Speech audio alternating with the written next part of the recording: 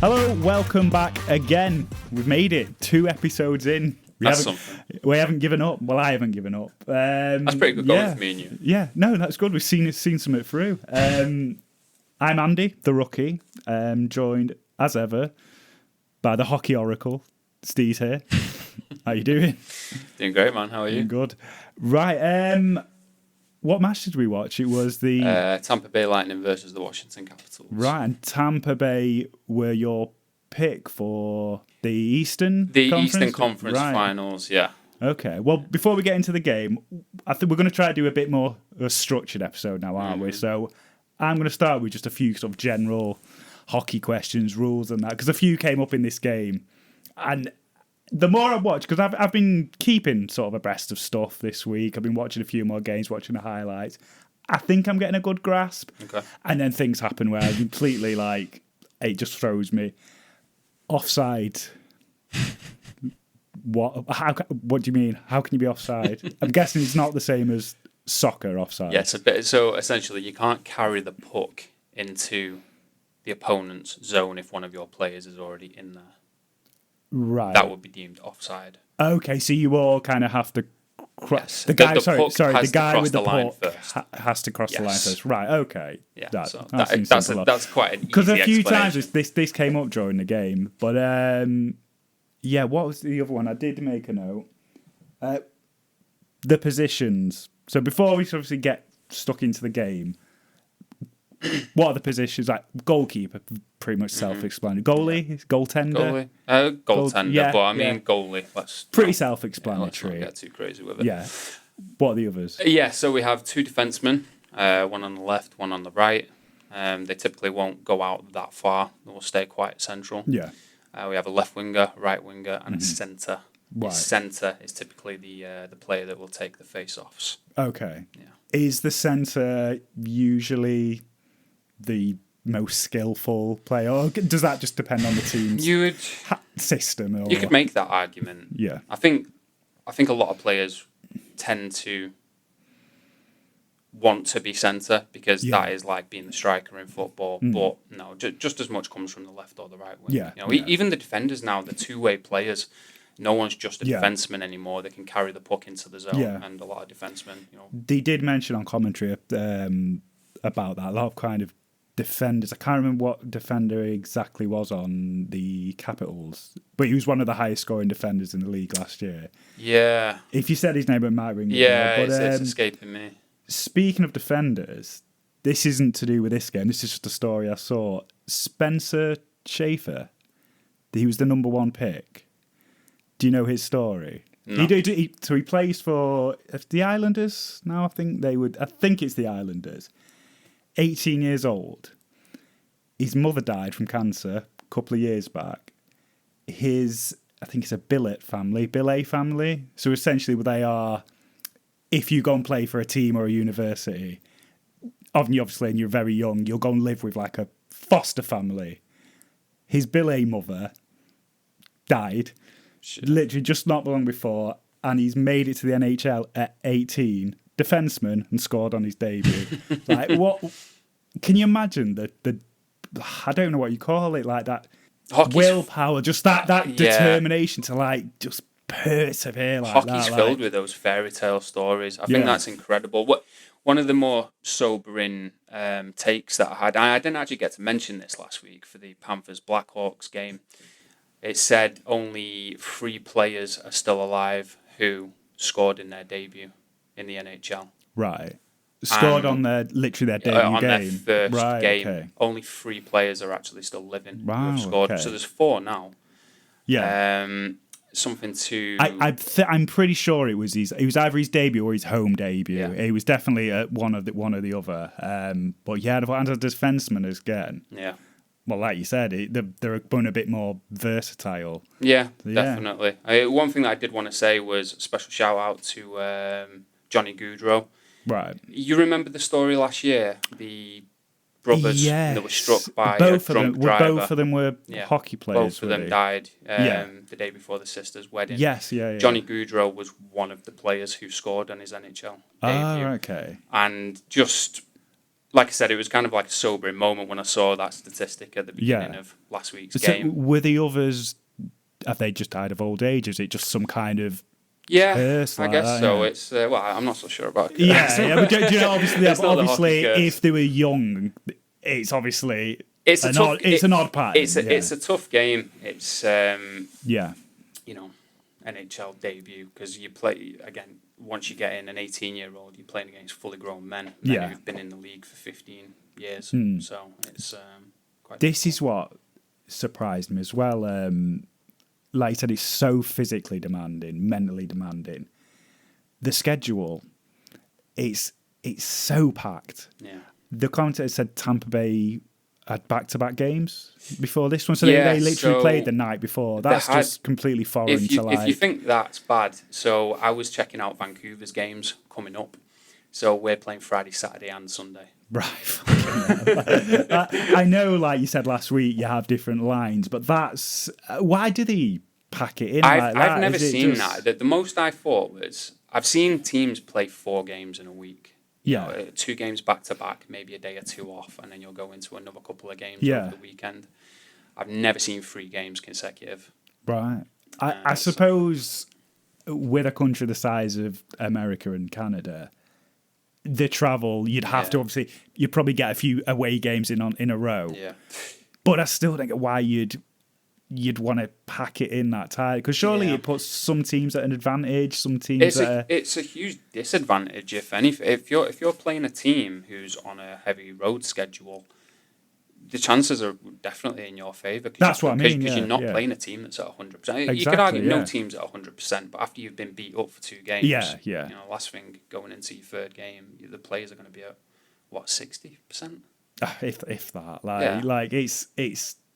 It just looks so physically demanding. Like, I can't imagine it would work. I mean, they complain in the Premier League already about the fixture build-up.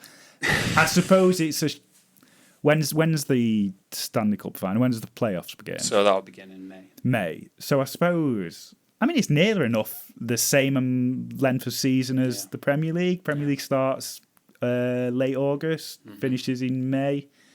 It's similar. But they're not playing like 3, 4, 5 times a week. The Champions League teams, European teams, they'll have a few extra games, depending how far you go in a cup as well. But no.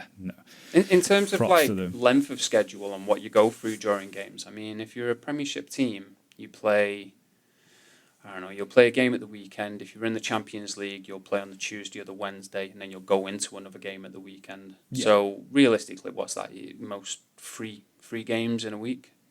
If that, like, genuinely, if you are playing on the Tuesday and Wednesday, they, not always, but the Premier League will try and push your fixture back to like the Sunday. Yeah. So you've got a bit of a gap, but nothing like that. They go through about 20-30% of what a hockey player would typically go through. Oh, yeah. So it falls on deaf ears when I hear that, argument about that. I just never realised it was that. I mean, I suppose it's great for the fans. Yeah. Like, if you're from, say, a city like New York, and obviously you follow all the teams, you could literally just have a match every day to watch. Do you know what I mean? Like a Yankees game, and then a Rangers game, and then a Giants game, and then a Knicks game. Like, how did he get anything done? Yeah. What time to be a New York sports fan? I mean, because it's not even like the Rangers and the Islanders. They have Buffalo as well. Yeah. I was just using New York as an example because obviously they've got a team in all 4 sports, but like it's just exhausting. It must just be exhausting. Like, but we think we've got it bad. No, bad, good. It depends which way you're looking at. I suppose if you're not a sports fan and your partner is, it's probably not great. But you're probably going to file for divorce. Yeah. I'm going to stick with just football and hockey for now. Maybe next year we'll do a rookie season on pickleball. I'll be the rookie for that one. I don't fuck all about that. No, I have no idea. So what did you take from this game? I really enjoyed it. Yeah. I enjoyed this game a lot more, despite it being quite a low-scoring game. So it was 3-2 to Washington in the end. Tightly contested. Very tight. Yeah. I thought as well, it really showed kind of 2 contrasting styles. I might be well off the mark on this. This reminded me, and I'm sorry to keep bringing it back to football. Do you remember like Klopp's Liverpool versus Pep's City? Of course. Klopp's Liverpool were like this. The Capitals were like that, like very rock and roll hockey, wasn't it? It was like playing that high push. They wouldn't let Tampa Bay out. Yeah. Tampa were like very intricate passing, and even though they were getting pressed in their own own zone, they had an answer for it. Like in the first period, anyway, they seemed to just pass the way around, got out of it, and they were the better team. They were kind of had an answer to everything Washington put on them. But am I off the mark there? No, that's perfect. It was like watching a chess game. Yeah. Yeah, until we hit late into the second, that's when I feel like the game really opened up. Yeah. I had a feeling that you would enjoy this game a little bit more than the last one. The last game was great, but going into it, a little bit unfair. It's Florida, the two-time champions going against the Blackhawks, who are in the middle of what seems like the longest rebuild going. Right. This game, the reason I actually chose this game was, you probably heard this statistic, but both teams were the highest scoring teams last season. Okay. Yeah, so the Capitals and the Lightning. And yet it was quite a tight. But that's what's so great about it. They kind of cancel each other out. I'd much more rather watch a game like that than where it's going goal after goal. This is what I did find as well, because I've been watching highlights all week of all the different matches. I'm looking at the scores first and thinking like, it was 6-3 that game. Yeah. A lot of the time, it's quite a tight game until the goalie comes out in the last 10 minutes, in the last few minutes, and then they'll score about 3 on the bounce. So it's a bit misleading. You can't be deceived by looking at that, because it's a few games have caught my eye thinking, oh my God, should we have watched that? Yeah. But then when you take into account that, say so San Jose losing to the Ducks 4-3, San Jose will pull the goalie. Before you know it, it's 5-3. Yeah. Then before you know it, it's 6-3. Yeah. So it looks like such a high scoring game, but in reality, no, they've had 2 empty net goals going against them. Yeah. So what do you still feel the same way about Tampa Bay after seeing their? Because how have they started? They've not. No, they've not. They've not lost a couple. They've not done great. I don't. There's not many teams that actually are doing well at the moment. The teams that you would think that Florida, with all the injuries that they're carrying, you would think that they wouldn't be doing as well as they are doing. But again, bringing it back to football, it reminds me of Liverpool, where the big teams will lose during the first couple of games of the Premier League. Oh my God, it's going to be a Liverpool season again. Yeah. That's what it feels like. I don't know. Liverpool this year, you mean? Because obviously well, actually, but it seems stupid because they've lost a couple of games recently, but obviously they did start well. But Florida, they keep getting it done. Yeah. Washington, I think they're looking really good. They've got some strong I goaltending. really enjoyed watching Washington. Yeah. I thought that they were an exciting team, because the little hockey I have watched, I've never seen a team play like that where they're trying to box the other team in their own half, and it was beautiful to watch. They were more physical, weren't they? But they weren't completely reliant on that. I don't think. Well, both teams had some big boys playing for them. Yeah. With Washington. So I just taking it back to last week, did you see much from Alexander Ovechkin? Remind me.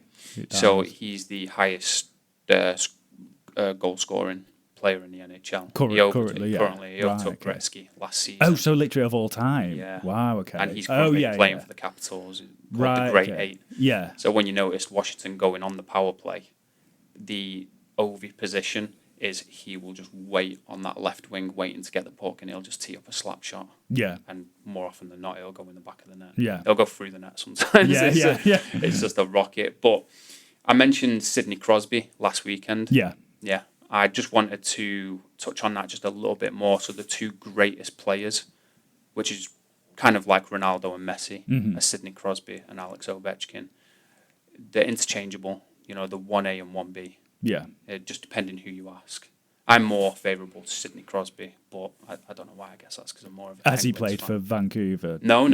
Both of them since entering the league have been with the same team. They're both in the 21st season. Men, yeah. Wow. Both came in at the same time. In the same year as well. All right, so it's crazy. So this is like when we used to watch Ronaldo and Messi, for Barcelona and Real Madrid. Yeah. This is what you get. Yeah. With, Right. It's still now, even 21 years later, would you still say they're the best team in the league? No. I mean, no, they can still get it done. Father Time is definitely catching up to him. Yeah. There's a lot more faster players now, but technically stick handling skills, they can still do the job. That'll never. Yeah, that's something. The legs will go before the hockey IQ will go. Yeah, I suppose it depends what type of player they are. Yeah. Like I that's why I think it's like you said, Messi and Ronaldo. Messi was never 100% relying on his athleticism. Yeah. Ronaldo obviously was. That's why I think he's kind of dipped a bit quicker than Messi has. And obviously he is a bit older anyway. But no, that's true. Bringing it back to hockey. Right, I need to stop going off on hockey. So the first period it ended 1-0 to Tampa Bay. Am I right? Yeah, it was against all. Because like they had. Washington were kind of trying to box them in, like I said, and Tampa Bay just had the answer. They were really intricate with the passing, and that was the first goal, wasn't it? Yeah. Really tight little passage through the crowd, slight little deflection in. I love that. No, it looked great. It was a really clean goal. I actually had to go back and keep watching the replay just to see how it made it in through the traffic. Yeah, I've seen a lot of these goals where I'm like, there's no way you meant that. There's no way you meant that. And then you watch the replay and you slow motion, and they genuinely just have that reaction where they'll we'll come on to the goal later in the game. The thing with hockey is it's great if it goes in, but the thing that you have to think is just get the puck on net. Yeah. Yeah, and just see sometimes. Well, yeah. With that many bodies in front of the net, trying to snipe the perfect shot. There was a couple of long range. Yeah. It was deflections like tip-ins and things like that, and you never know, it could bobble past the goalie, so it's always worth just dumping it on net.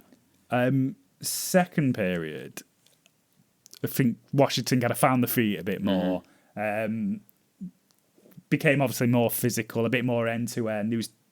It hit the post, didn't they? And then literally immediately after Tampa hit the post, all action. I think his name was Chernak. Chikrin. How it's pronounced? Anyway, did you see the incident I'm going to talk about? He was in. He handled the puck in the paint. They call it the area in front of the net. Okay. But obviously, he had the goalie's stick above it. Oh, yeah. Do you remember? Yeah, right. Yeah. What was your take on that? Because I think he got away with that. I think if the rule is, now maybe it isn't, he's preventing another player from getting to that, that's a penalty, no? Yeah. The announcers even said that. Yeah. The announcers said as much.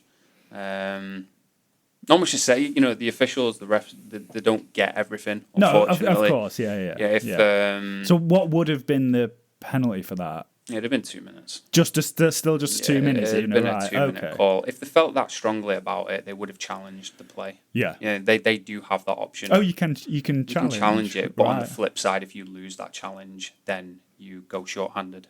One of your men goes to the box. Oh, really? So it's not always worth it. So it's unless you feel that strongly about it, then it's not worth going to it. Brilliant.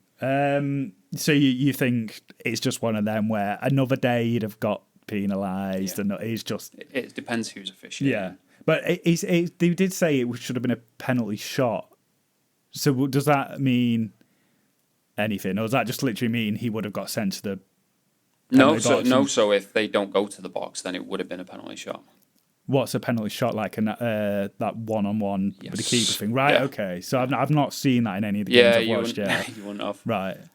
Is that quite rare? I wouldn't say it's rare so much, but yeah, it's not every game that you're going to get something like that. Yeah, it's quite few and far between. Right. But speaking of penalties as well, there was, and this is I'm going to assume this is why, delayed penalties. Yeah. So that is when they let play carry on. Yeah. So until the team who have got the penalty coming up touch the puck, then they'll blow the whistle. That makes sense, because there was a delayed penalty, and then Tampa's goalie Vasilevsky. I'm going to have to just keep editing out when I say goaltender. He just fucked off again. Yeah, so obviously because the's no threat on his goal. Because as soon as they touched it, unless one of the Tampa players accidentally hits it back and it ends up in the back of the net, which it's not going to happen from there. Right.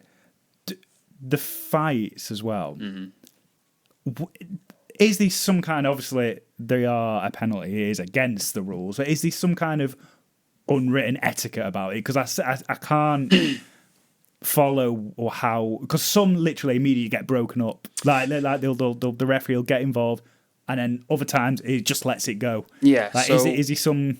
So when it was in Washington's zone, and the scrum happened right in front of the net, and That's when the whole team were. So, but then it kind of, because Ovechkin was in there, people were a little bit more gentle, and even the commentators mentioned on that where they said if that had been any other player other than Ovechkin, it would have been gone a little bit different than that. A hard cunt. No, he definitely is. I mean, he's Russian, isn't he? Obviously, you know. Yeah. But no, I think that's just his status as a hockey legend, like a living legend within the game. So I think it's hands off a little bit in that sense. Yeah. It's just more of a kind of respect. It's respect, because you don't see anyone going head to head with Ronaldo. I did think that, like, obviously I can't identify players at this point, but it did seem to escalate really quick, and then it zoomed in on like these 2-on-1, and then the two players around him were kind of like, they just kind of turned into pushing then, like a bit of a shove-in, and like he had his helmet off, so he was there for the taking, and they just kind of. Are you talking about the Konagiki? It might, because he got quite long hair, quite young. I did make notes about that. I put a Konagiki being jumped. It was a 2-on-1, but.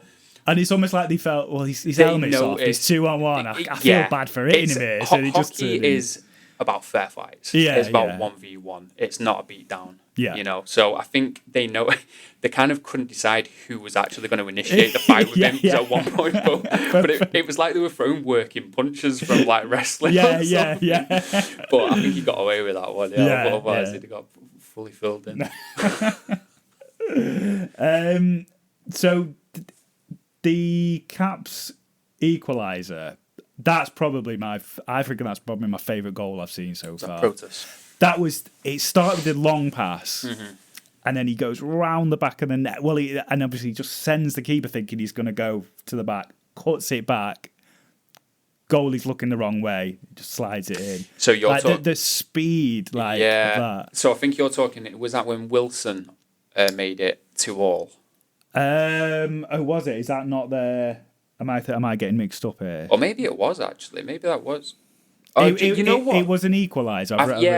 It was, because was that where McMichael pulled it back? He went round the back of the goal. Yeah, I know. Obviously, the goalie kind of followed him, turned his shoulder, looked expecting him to come out the other side, and by that point he'd already cut that. Again, I replayed that goal a couple of times. We were watching what the Tampa defenders were doing, and both of them kind of didn't close down that area. So it was kind of like a gimme goal.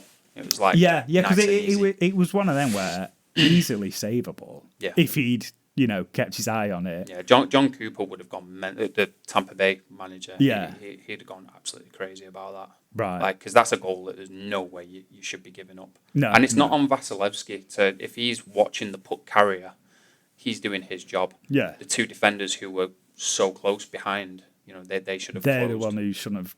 They should have closed him down. Open, right? Okay. Because they were going at like 40% speed. Yeah. And the Washington Capitals, the players, they knew what they were doing. Yeah. Because he'd sent it up with like a long pass. Yeah. Which is like, you don't seem to see that. I don't seem to have seen it that much yet. Like, it seems to be a lot of more intricate play. So it's just nice to see a team who play in a different way. Yeah, it is different. I for some reason, I thought you might enjoy the way that this game played out. Yeah, you've obviously said that you do like it. I can't imagine you being a Washington fan just because I can't see you choosing a team with red. I don't like the kit. I don't know. Honestly, like, I've got some.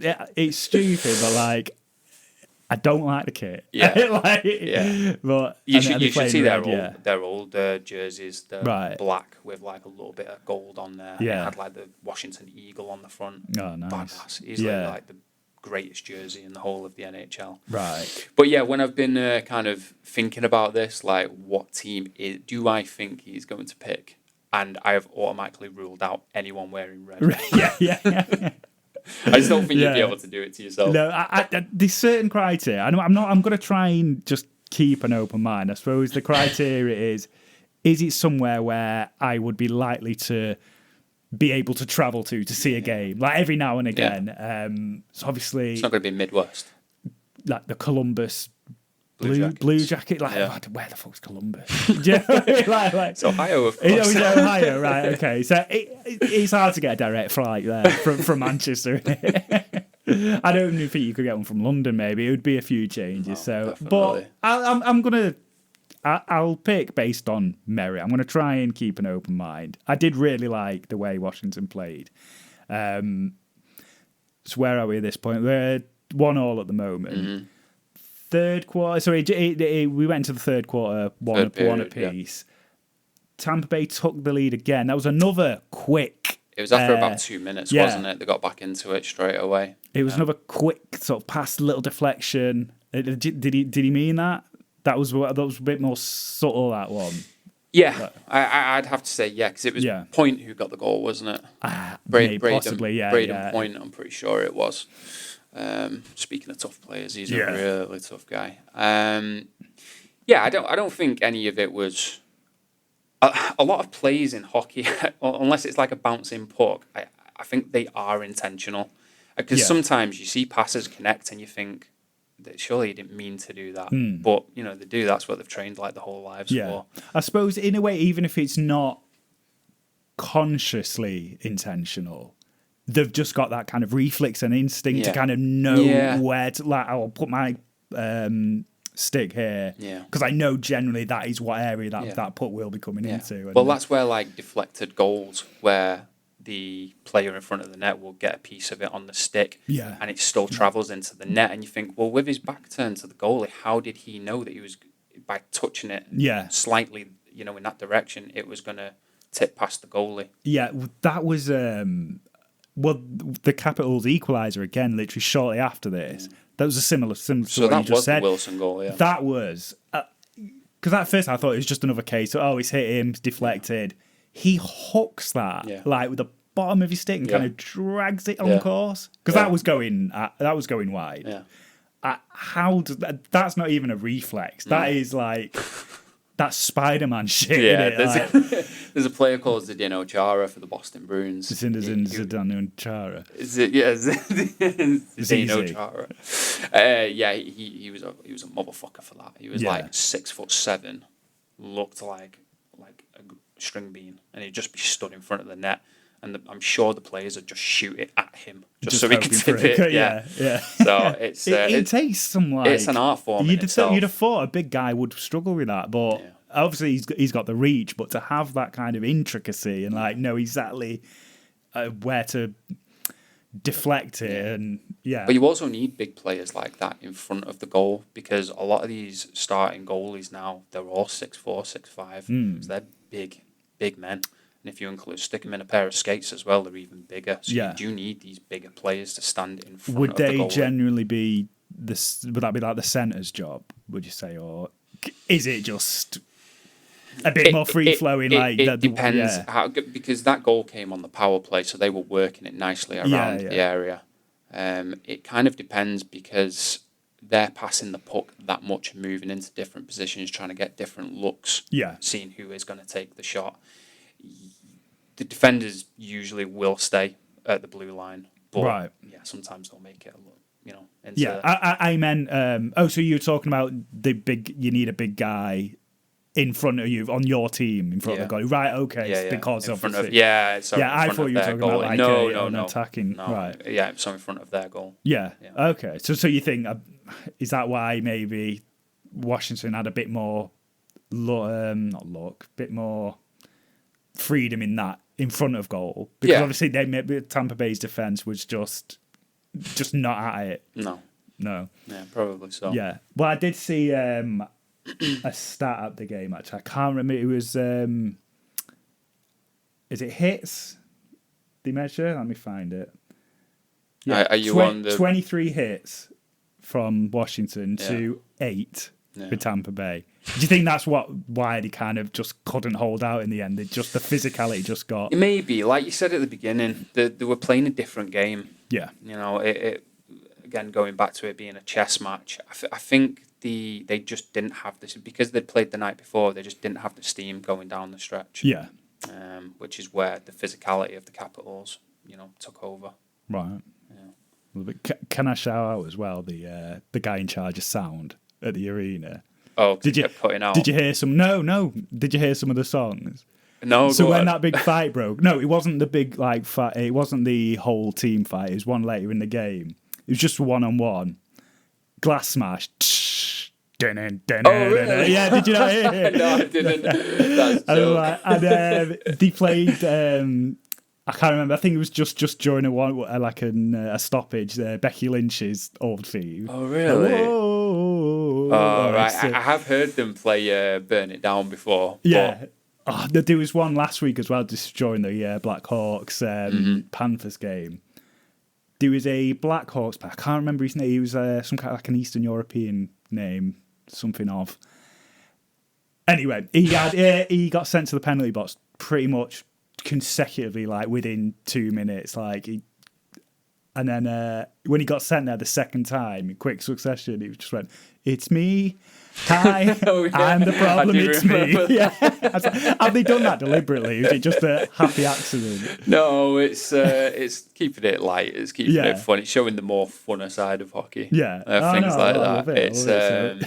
It's something that a lot of if you've came up on football, it's a little bit strange to people with. Well, not English. European football fans kind of have this snobbery about American fans. They think it's quite tacky, family friendly. Yeah. It's not a bad thing. Do you know what I mean? Like, why is it a bad thing to be able to take your family to a match? Yeah. Like, I get in some cases it's a bit much, but no, I think it's great stuff like that. Yeah, I like how they do the fan cam. I don't think we've seen it yet. You might have seen clips on YouTube, where they like zoom into someone and do lookalikes and stuff in the audience. That keeps it nice and thingy. Whereas if you're just watching football, it's some kid picking his nose or something like that. Yeah. It's some coked up pisshead fucking vomiting. Yeah. It's good stuff. Good stuff. So Washington, now, do you think they can go far this year? I don't think they're going to have the wheels to go deep. I do think they're a playoff team. Yeah. I might end up eating these words, but I don't think that they've got the players that will get them too deep into the playoffs.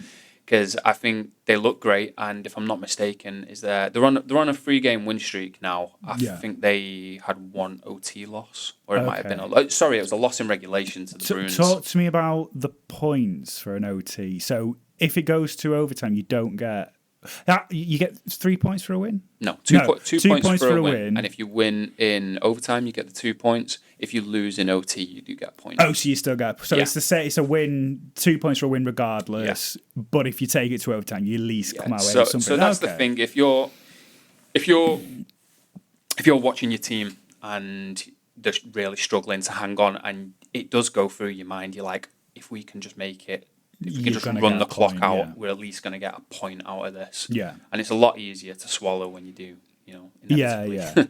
Because this was the first overtime I'd seen. Yeah. I was so happy with that, by the way. Just because for all of these games, I want you to start getting like different looks. And different things I haven't seen. Each game to be different, and I was so happy when it did go into overtime. It was perfect, really. It had everything. It had two teams. Very different styles. Yeah. It had the overtime. It had fights. It was great. Did you enjoy the 3-on-3? Yeah, it just opened it up. It just really so opened it up. But it looked like that point Tampa Bay were just fucked. When they just didn't have answers to anything. Because they had a player. Both teams they had a player come on for the beginning of OT for the face-off. Because they wanted to win the face-off, retain possession, and then that player was going to go off. Because obviously you've got so much more space, it's a bit easier to keep possession. So they literally came on for the face-off, and as soon as they've gone, they substitute. Right, okay. Well, interesting. Well, to be honest, I don't think Tampa would have because they actually lost the face-off. They brought someone on to win it, the loss, so he would have had to have then stayed out. But I think, what was it? Was it 1 minute, 19 seconds into OT, the goal went in? Possibly, I can't. So it didn't actually go that long. It didn't go that far, no. But for those 5 minutes, it's so exhilarating, 3-on-3, before you go to a shootout. Yeah. Well, no, I did. I really enjoyed that. It was so... I would have liked to have seen maybe Tampa, challenge a bit, because it was pretty much as soon as they won that face-off. I don't think they really touched the puck since then. But the season's still warming up. I mean, we're not even really... we're just out of the first week, aren't we? I do think Tampa are definitely going to be a playoff team. I'm going to ride with my prediction. I do think it's going to be them and Carolina for the Eastern Conference Finals. Yeah. I still think they've got a lot left to give, and I really think in the coming games, I think Florida are going to start to falter. Okay. Carolina, who are they? What are their team? The Hurricanes. Hurricanes, right. Yeah. Okay. Yeah. What makes you feel, why them? They're a smaller team. As in physically? Yeah, they are a smaller team, but they're so fast and they're so creative on the offense. Right. I just think that they've came close a lot, like in the last couple of seasons, and they're just one of those teams where you know that they're going to light up the scoreboard when you play them. I just have them going that little bit further this season. Yeah. So I think they'll make the conference finals, and I wouldn't be surprised if they did end up in the final. Right. But I'll still pick the Lightning. I kind of doubled down on that last week. You've committed now. So I'll stick with that. Yeah. And from do you want to nail down your picks now? Sure. You don't have to nail, obviously. I'll ask you again later in the season if you want to, how you feel about them. But so we can start with, so it's Eastern and Western Conference, right? So Eastern, you're going to say... So Eastern Conference final. Yeah, so what we do, we'll do final, Eastern final, Western final, and then winners. It's a lot of pressure. Yeah. Okay. All right, then. So on the East, as I just mentioned, I'm going to go with the Carolina Hurricanes versus the Tampa Bay Lightning. Yeah. I do have Tampa Bay winning that just purely because of Vasilevsky in net. Okay. They've been there. They've done it twice before already. I feel like they're ready to win a championship. It's series, isn't it? Yeah. For Best of seven. This, I don't know how I feel about this. I get the plus that you get more hockey for your money, does it take away that jeopardy though? There's nothing like a final where you literally, this is your chance and it can all change in a second. There's two ways to look at that. With the best of seven, undoubtedly the best team is going to win. Yeah. In a single game, it's a game of chance. It can be who turns up on the day. I get that. Other than a Tottenham fan or people who hate United, who would have been happy with the Europa League final last season? Yeah, obviously. I mean, happier. It's hard to. We would have been Tottenham, obviously. But it was shit. Oh, it was fucking awful. It was one of the worst games ever. When you say happier, I mean you mean happy with the performance? Because it just wasn't right. It just wasn't great. And I thought you meant happier to win it. No, I mean I think. Oh God, was it me, you, Chris, and we were around at Ollie's, and I think it was Atletico Madrid versus Real Madrid, one of the Champions League finals. Yeah. I think that was like a 1-goal game. I just think with best of seven, it's not that excitement where you and all your mates get together and it's like, because it's one game. Yeah, does it make it a bit less of an event? Somewhat. Me and Becky watched, it was 2022, it was when the Colorado Avalanche won, and we were watching game one. And she thought it was the final. Yeah. But then I was like, no, she gets so excited. Your season's over and now. She was like, she was just like, oh, right, well, I'm not really sure why they do that. But it's until you see like a series that is like, where one team wins, the next, like where they're trading games, there's just nothing like it. I don't think. One of the best series was literally Edmonton versus Florida last season. Sorry, not the season just gone. The season before that, that went the full 7 games. Yeah. And Edmonton were actually down 3-0 at one point, and they rallied back, won the next 3, which made the games. I mean, So if you look at it that way, yeah, there's the Champions League final, but after both teams have won 3 games each, then you go to the best of 7 game. There's just so much more involved. They've built up a bit of backstory, a bit hatred, of history, the fights, traded blows. It has its own story arc. Yeah. Yeah. Okay. Well, get back to your predictions. You've gone for Carolina and Tampa Bay. Yeah. Eastern Conference final. Western Conference, I'm going to go the Las Vegas Golden Knights. Yeah. Or the Vegas Golden Knights. I am going to put them against...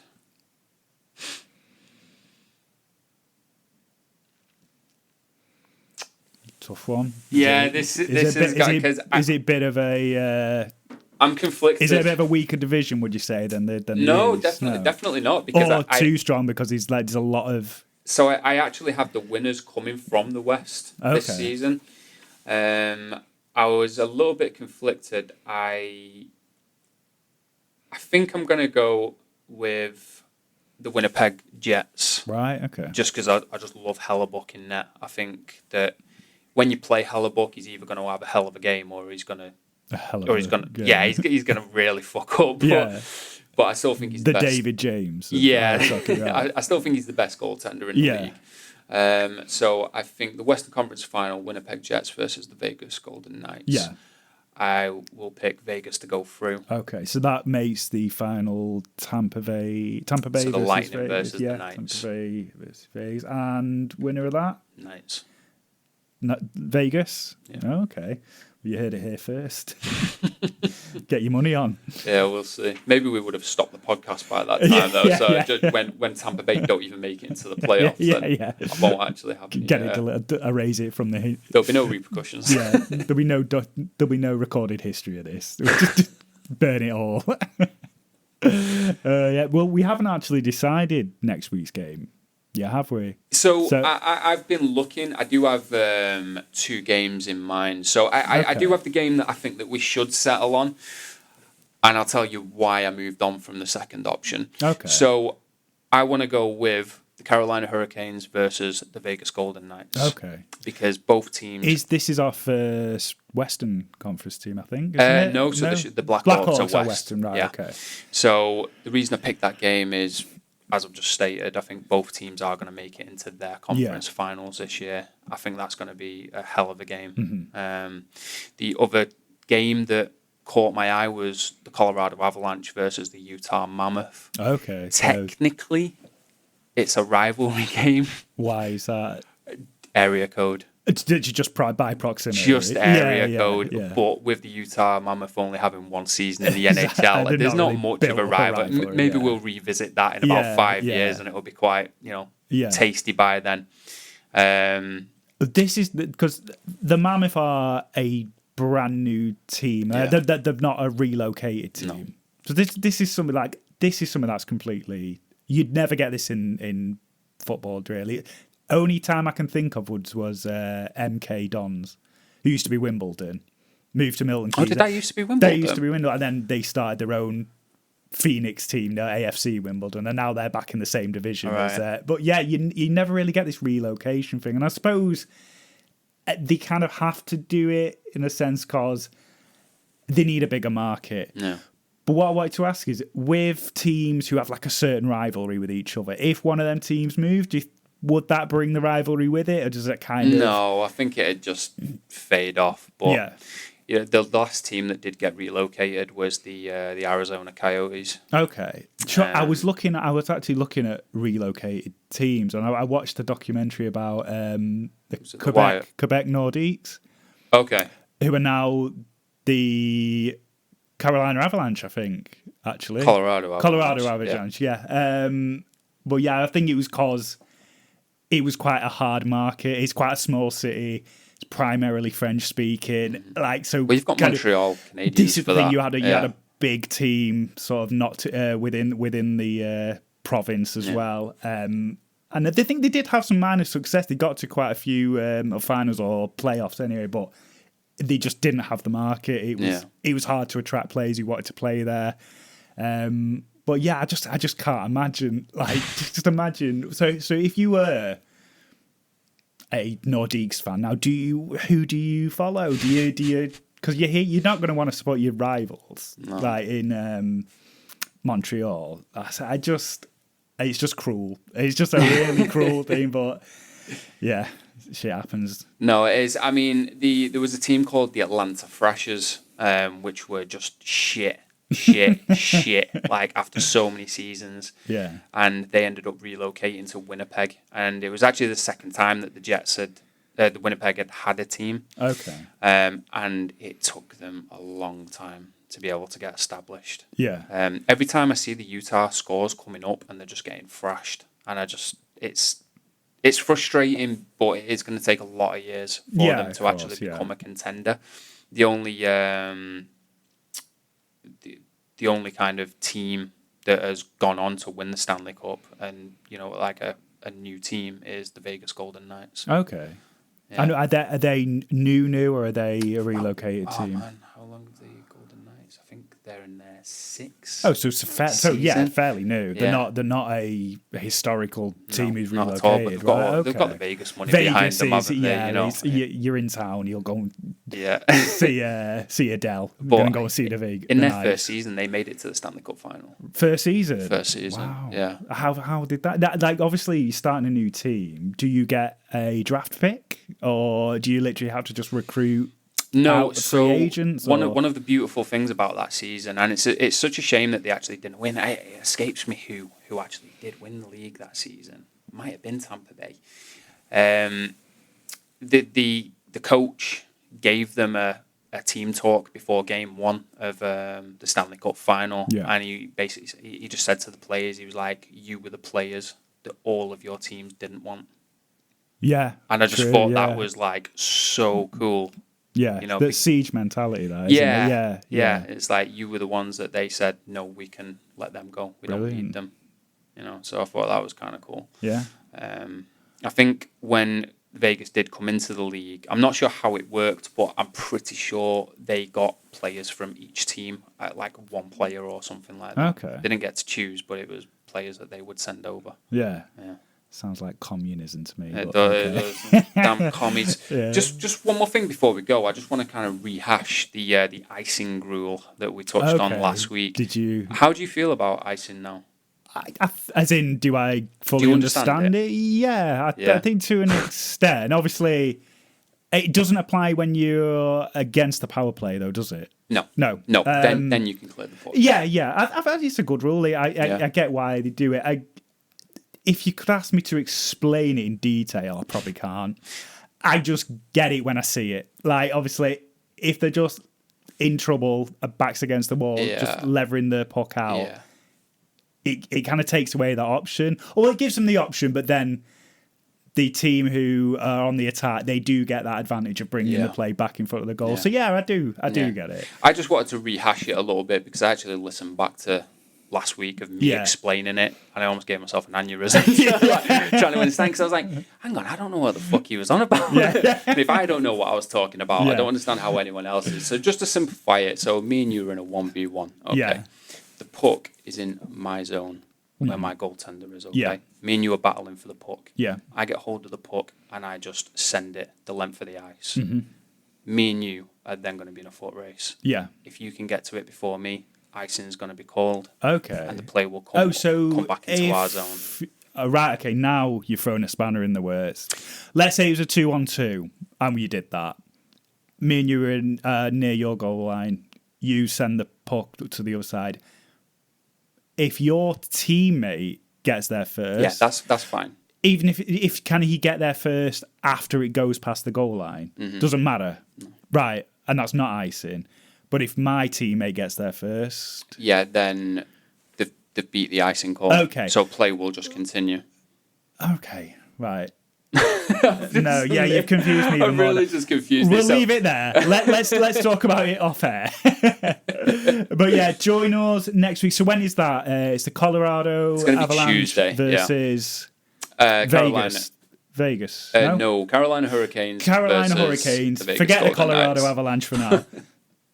So repeat, go on. What is Yeah, it? so that's going to be on Tuesday, what will be our Tuesday. So we will be recording Tuesday. Recording Tuesday. I'll probably put it out on Wednesday just to keep it consistent. But yeah, thank you very much. Awesome. And look forward to it.